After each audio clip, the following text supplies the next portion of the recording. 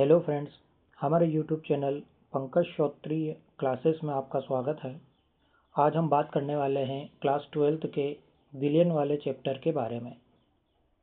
यदि आप MP board से हैं तो एमपी बोर्ड में जो केमिस्ट्री का पहला चैप्टर दिया गया है जिसका नाम है विलियन, उस चैप्टर से कितने प्रश्न आएंगे, किस प्रकार के प्रश्न बनते हैं और किस तरह आपको उसकी तैयारी करना है उसके बारे में हम बात करेंगे।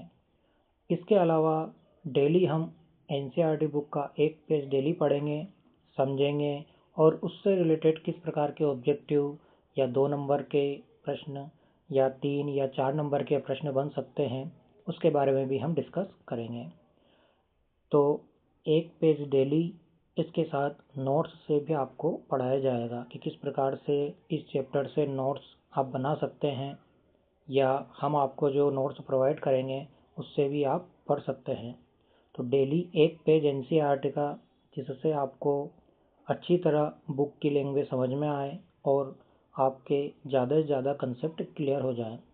क्योंकि यदि आपके कंसेप्ट क्लियर हैं तो मान के चलिए आपके अच्छे नंबर केमिस्ट्री में आ सकते हैं। और एमपी बोर्ड की यदि हम बात करें तो एमपी बोर्ड के अनुसार जो ये चैप्टर है ये कितने नंबर का है उसके बारे में भी हम बात करेंगे। तो शुरू करते हैं। सबसे पहले आप देखिए कि पहला चैप्टर जिसका नाम है विलियन। अब विलियन वाले चैप्टर में जो प्रश्न बनते हैं वो 7 नंबर के प्रश्न बनते हैं। तो इस चैप्टर से आपको 7 नंबर के प्रश्न बनते हैं। और इसके अलावा अब ये 7 नंबर के जो प्रश्न बनेंगे वो किस प्रकार के बनेंगे, तो एमपी बोर्ड के अनुसार जो लास्ट ईयर या कुछ साल का जो पेपर आए हैं उसके अनुसार हम बता सकते हैं कि इसमें से 2 ऑब्जेक्टिव, इसके अलावा 2 नंबर का एक प्रश्न और एक 3 नंबर का प्रश्न बन सकता है। इसके अलावा इसमें 3 की जगह पर 4 नंबर का प्रश्न भी बन सकता है। तो ऑब्जेक्टिव की संख्या कम या ज़्यादा हो सकती है। इसके अलावा 3 या 4 नंबर का प्रश्न इसमें से बनता है। तो ओवरऑल देखा जाए तो इसमें से ऑब्जेक्टिव 2 नंबर, 3 नंबर या 4 नंबर का प्रश्न बनता है। ऑब्जेक्टिव तो आता ही है, तो ऑब्जेक्टिव इसमें से 1 या 2 या 2 से अधिक भी आ सकते हैं। तो केमिस्ट्री के हर चैप्टर से ऑब्जेक्टिव मिलते हैं। तो इस प्रकार 7 नंबर का जो चैप्टर है वो इस प्रकार आप डिवाइड कर सकते हैं। तो ऑब्जेक्टिव के लिए आपको हर एक जो आपके टॉपिक्स हैं वो यदि आपको क्लियर है तो आप ऑब्जेक्टिव सही कर पाएंगे। तो इसीलिए हम डेली एनसीईआरटी बुक का, जो एमपी बोर्ड के द्वारा भी चलाई जा रही है बुक, उसी बुक से हम पढ़ेंगे, उस बुक की लैंग्वेज को समझेंगे। इसके अलावा जो नोट्स बनते हैं इस चैप्टर से वो भी हम आपको बताएंगे। तो बुक का जो पहला पेज है, इसके अलावा उस पेज से किस प्रकार के ऑब्जेक्टिव बनेंगे उसके बारे में भी हम बात करेंगे। तो शुरू करते हैं। सबसे पहले हम देखते हैं इसमें कि पहला चैप्टर विलियन, जैसे इंग्लिश में हम सॉल्यूशन भी कहते हैं, ये फिजिकल केमिस्ट्री का चैप्टर है। इसमें से ऑब्जेक्टिव और सवाल भी बनते हैं। तो 2 या तो 1 सवाल या फिर 2 सवाल भी न्यूमेरिकल टाइप आ सकते हैं। तो सबसे पहले हम देखते हैं इस चैप्टर में कि किस प्रकार से आपको इसका सिलेबस दिया गया है उसके बारे में हम बात करते हैं। तो आप देख सकते हैं इस चैप्टर में किस प्रकार का उद्देश्य दिया गया है। तो सबसे पहले आपको इसमें पढ़ना है विभिन्न प्रकार के विलयनों का बनना और वर्णित कर सकेंगे। तो विलयन कितने प्रकार के होते हैं, उसको कैसे बनाया जाता है उसके बारे में हम बात करेंगे। दूसरा आप देख सकते हैं विलयन की सांद्रता को विभिन्न मात्रकों में व्यक्त कर सकेंगे। तो विलयन की सांद्रता को कौन कौन सी विधियों द्वारा व्यक्त किया जाता है सांद्रता क्या होती है उसके बारे में भी हम बात करेंगे और सांद्रता ज्ञात करने की कौन कौन सी विधियां हैं। इसके बाद यदि हम बात करें इसमें तो आप देख सकते हैं हेनरी और राउल्ट नियम को स्पष्ट करेंगे हम कि हेनरी का नियम क्या है, राउल्ट क्या कहता है। इसके अलावा आदर्श तथा अनादर्श विलयनों में विभेद करेंगे कि कौन सा विलयन आदर्श होता है, अनादर्श होता है। एमपी बोर्ड के द्वारा भी ये एक इम्पोर्टेंट टॉपिक है। आगे हम इस चैप्टर में पढ़ेंगे वास्तविक विलयनों का राउल्ट के नियम से विचलन, कि ऐसे कौन से विलयन हैं जो राउल्ट के नियम का पालन नहीं करते हैं, किस प्रकार से विचलन प्रदर्शित करते हैं, उसके बारे में बात करेंगे। आगे यदि हम बात करें इस चैप्टर में कि इसके बाद हमको क्या पढ़ना है, तो आप देख सकते हैं विलयनों के अणुसंख्यक गुणधर्म। इस चैप्टर का सबसे मोस्ट आईएमपी जो टॉपिक है वो अणुसंख्यक गुणधर्म है। तो अणुसंख्य गुणधर्म क्या होते हैं, ये किस प्रकार अप्लाई होते हैं, इससे किस प्रकार के न्यूमेरिकल या सवाल बनते हैं और किस प्रकार से ये आपको समझना है और किस प्रकार से इसकी तैयारी करना है, उसके बारे में भी हम बात करेंगे। और इसके अलावा अणुसंख्यक गुणधर्म कितने प्रकार के होते हैं वो भी हम देखेंगे। आगे हम बात करते हैं जो लास्ट टॉपिक हमको इसमें पढ़ना है, विलयनों में कुछ विलयों द्वारा प्रदर्शित असामान्य अणुसंख्य गुणधर्म। तो विलय के आधार पर जो अणुसंख्य गुणधर्म है वो बदल जाते हैं, उसी को हम असामान्य अणुसंख्य गुणधर्म कहते हैं। तो उसके बारे में भी हम लास्ट में पढ़ेंगे। तो सबसे पहले आज हम जो एनसीईआरटी का पहला पेज दिया गया है उस पेज में क्या क्या दिया गया है उसको समझेंगे और उससे रिलेटेड प्रश्नों के बारे में भी बात करेंगे। तो शुरू करते हैं। तो आप देख सकते हैं सबसे पहले इस चैप्टर में जो दिया गया है आप देख सकते हैं। सबसे पहले आप देखिए इसमें लिखा हुआ है शरीर में लगभग सभी प्रक्रम किसी न किसी विलयन में घटित होते हैं। तो हमारी जो बॉडी है या शरीर है, इस शरीर में जितनी भी अधिकतम जो क्रियाएं होती है, जैविक क्रियाएं होती है, वो किसी न किसी विलयन के रूप में ही घटित होती है या पूर्ण होती है। अब वो विलयन किस प्रकार के होते हैं, अलग अलग जो प्रक्रम होते हैं उसके लिए अलग अलग पीएच की आवश्यकता होती है। पर देखा जाए तो शरीर के जितने भी हमारे शरीर के अंदर प्रक्रम होते हैं, जितनी भी जो घटित जैविक क्रियाएं होती है वो किसी न किसी विलयन के रूप में होती है। तो सबसे पहले जो इस चैप्टर में दिया गया है वो सबसे पहली लाइन है कि शरीर में लगभग सभी प्रक्रम किसी न किसी विलयन में घटित होते हैं। तो इस प्रकार की लाइन आपको एग्जाम में भी मिल सकती है, ट्रू और फॉल्स में, सत्य असत्य में ये लाइन आपको मिल सकती है कि बताइए कि ये लाइन जो स्टेटमेंट दिया गया है ये सही है या गलत है। तो शरीर में लगभग सभी प्रक्रम, लगभग सभी जो प्रक्रम होते हैं वो किसी न किसी विलयन के रूप में घटित होते हैं। तो ये आपको याद रखना है कि हमारे दैनिक जीवन में जो भी हमारी क्रियाएं होती है, जैविक क्रियाएं शरीर के अंदर, उसमें कई सारी जो जैविक क्रिया हैं उसमें हमें विलयन के रूप में वो पूर्ण होती है। उसमें कई सारे जो फैक्टर है वो काम करते हैं, सहायक होते हैं। तो शरीर में होने वाले जो प्रक्रम होते हैं लगभग वो विलयन के रूप में हमको दिखाई देते हैं। आगे हम पढ़ते हैं, इसमें देखते हैं कि इस चैप्टर में आगे आप देख सकते हैं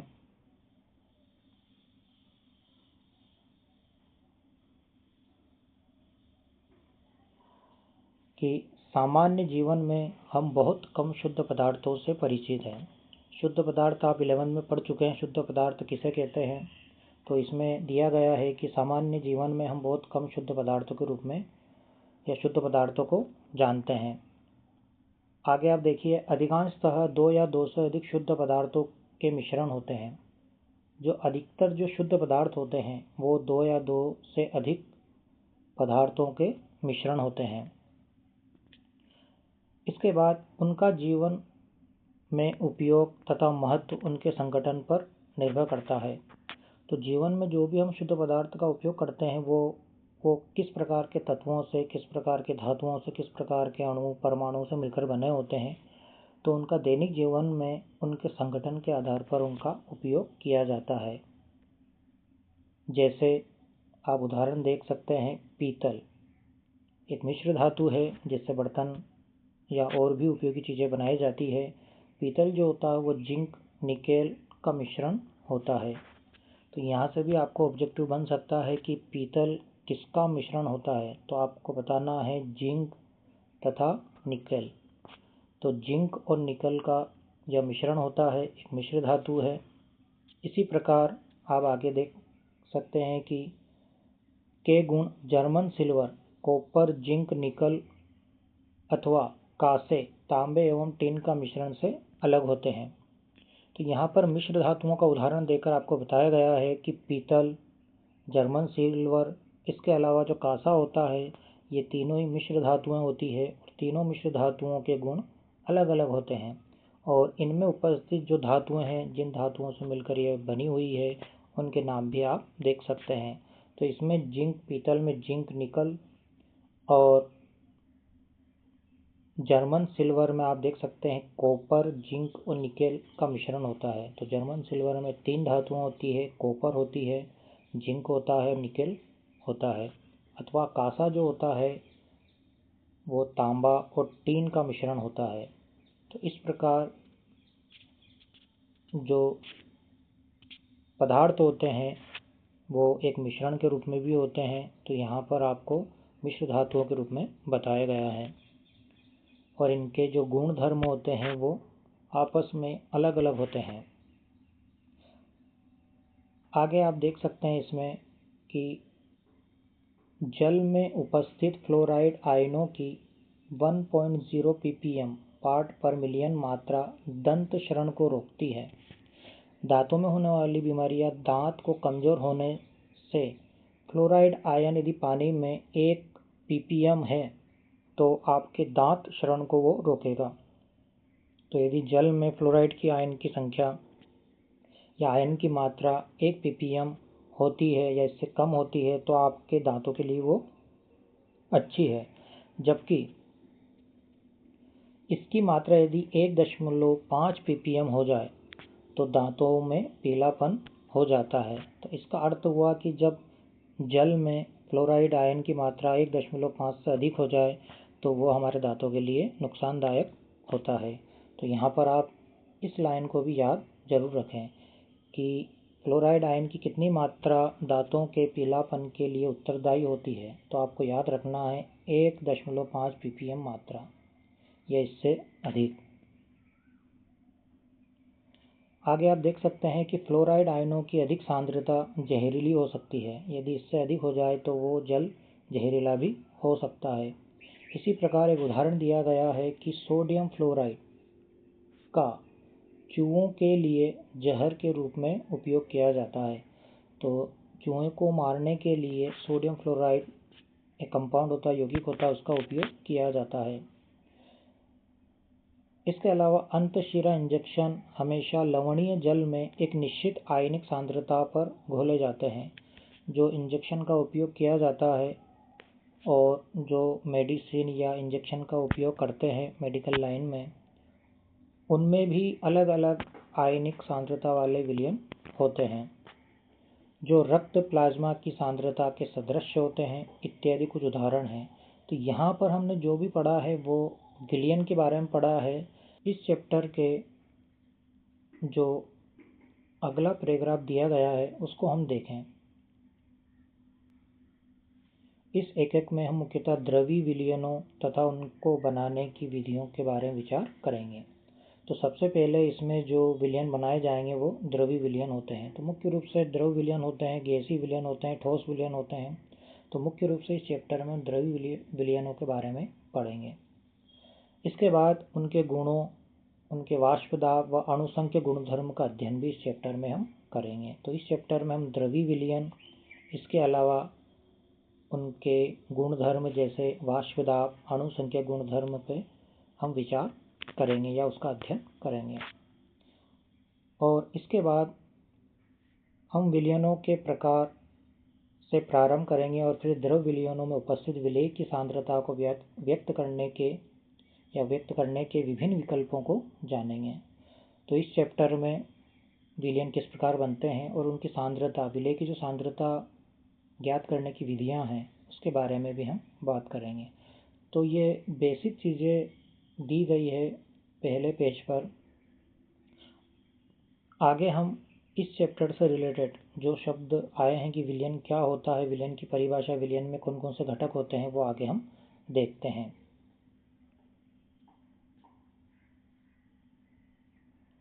तो आप देख सकते हैं इसमें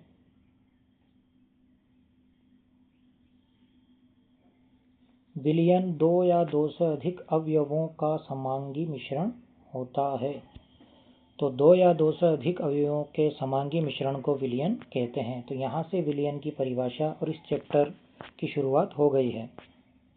यहाँ से ही सभी प्रश्न यहाँ से बनना शुरू हो जाते हैं, चाहे वो परिभाषा हो या ऑब्जेक्टिव हो। ऊपर वाले जो पैराग्राफ था उसमें से भी ऑब्जेक्टिव बनते हैं, लेकिन मुख्य रूप से इस चैप्टर की शुरुआत यहाँ से होती है। तो विलयन की सबसे पहले आपको परिभाषा दी गई है, दो या दो से अधिक अवयवों का समांगी मिश्रण। समांगी का अर्थ क्या होता है उसके बारे में भी हम देखते हैं। समांगी मिश्रण से हमारा तात्पर्य है कि मिश्रण में सभी जगह इसका संगठन व गुण एक समान होता है। तो समांगी मिश्रण ये होता है कि जब हम दो पदार्थों को आपस में मिलाते हैं तो वो एक दूसरे में घुल मिल जाए, एक दूसरे में वो पूर्ण रूप से मिल जाए, जिससे हम पहचान ना कर सकें कि उसमें कौन सी चीज़ मिली हुई है। जैसे हम नमक को पानी में घोलते हैं तो घुलने के बाद नमक उसमें दिखाई नहीं देता है। तो ऐसे मिश्रण जो एक दूसरे में घुल मिल जाते हैं पूर्ण रूप से, जिनका संगठन व गुण एक समान होता है पूरे विलयन में या उस मिश्रण में, उसे हम समांगी मिश्रण कहते हैं। और उसी समांगी मिश्रण को हम विलयन कहते हैं। आगे आप देख सकते हैं सामान्यतः जो अवयव अधिक मात्रा में उपस्थित होता है उसे हम विलायक कहते हैं। तो विलयन में दो तरह के घटक होते हैं या दो अवयव होते हैं, एक होता है विलायक और दूसरा होता है विलय। तो जिसकी मात्रा विलयन में अधिक होती है उसे हम विलायक कहते हैं, और विलयन में इसके अलावा विलयन में जिसकी मात्रा कम होती है उसे हम विलय कहते हैं। तो विलायक विलयन की भौतिक अवस्था निर्धारित करता है। तो विलायक जो होता है वो किसी विलयन की भौतिक अवस्था का निर्धारण करता है, जिसमें विलयन विद्यमान होता है। विलयन में विलायक के अतिरिक्त उपस्थित एक या अधिक अवयव विलय कहलाते हैं। विलायक में एक से अधिक, एक या दो से अधिक भी विलय विलयन में उपस्थित हो सकते हैं। जैसे उदाहरण हम ले सकते हैं कि पानी में नमक डाल दिया जाए तो उसमें एक अवयव विलय के रूप में उपस्थित है, जिसे हम नमक कहते हैं, क्योंकि उसकी मात्रा कम होगी तो वो विलय कहलाएगा और जल की मात्रा अधिक होती है तो वो विलायक कहलाएगा। तो इसी प्रकार एक से अधिक विलय भी हम ले सकते हैं। जैसे जल में नमक प्लस शर्करा को हम ले सकते हैं, नमक और शर्करा को मिलाकर जल में घोल सकते हैं, तो वो विलयन जो बनेगा उसमें दो विलय होंगे और एक विलायक होगा। तो यहाँ हम समझ सकते हैं कि विलायक एक होता है, उसमें एक से अधिक विलय मिलाए जा सकते हैं।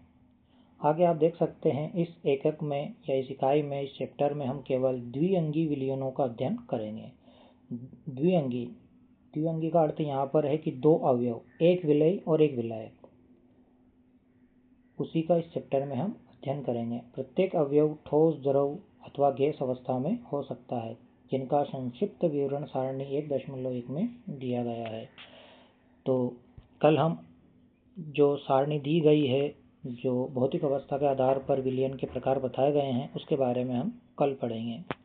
आज हमने देखा है कि विलयन किस प्रकार का होता है, विलयन के प्रकार, और विलयन के कुछ उदाहरण हमने देखे हैं। विलयन किस प्रकार का होता है, विलयन की क्या परिभाषा होती है, विलायक इसके अंतर्गत विलयन में किस प्रकार के घटक होते हैं, इसके बारे में आज हमने बात की है। तो इस चैप्टर के फ्रंट पेज में, या हम देख सकते हैं पहला जो पेज है, इस पेज का जो हमने डिटेल में डिस्कस किया है, यदि आपको इसमें कुछ भी कठिनाई आती है तो आप कमेंट्स बॉक्स में बता सकते हैं। और जो जो आपको बताया गया है वो इम्पोर्टेंट पॉइंट आप याद रखें, खासकर ऊपर वाले पैराग्राफ में, और यहाँ पर इस पैराग्राफ में भी आप विलयन की परिभाषा, इसके अलावा कितने घटक होते हैं, तो विलायक होता है, विलय होते हैं, विलय एक से अधिक हो सकते हैं। जब विलय और विलायक होता है, एक विलय और एक विलायक, तब उसे द्विअंगी विलयन कहते हैं। और इनकी भौतिक अवस्था के आधार पर इनको अलग अलग प्रकार में बांटा गया है। तो आज के लिए इतना ही। अगले वीडियो में हम सेकंड पेज के बारे में बात करेंगे और उसके बारे में आपको बताएंगे। तो आज के लिए इतना ही। वीडियो देखने के लिए बहुत बहुत धन्यवाद। यदि आप चैनल पर नए हैं तो आप चैनल को जरूर सब्सक्राइब कीजिए, जिससे आपको लेटेस्ट अपडेट या जो वीडियो रहेंगे वो आपको बताए जाएंगे। इसके अलावा अगले वीडियो में आपको इस चैप्टर से रिलेटेड नोट्स के बारे में बताया जाएगा, जो प्रश्न किस प्रकार बनते हैं इस पेज से वो भी आपको बताए जाएंगे। तो आज के लिए इतना ही। वीडियो देखने के लिए बहुत बहुत धन्यवाद।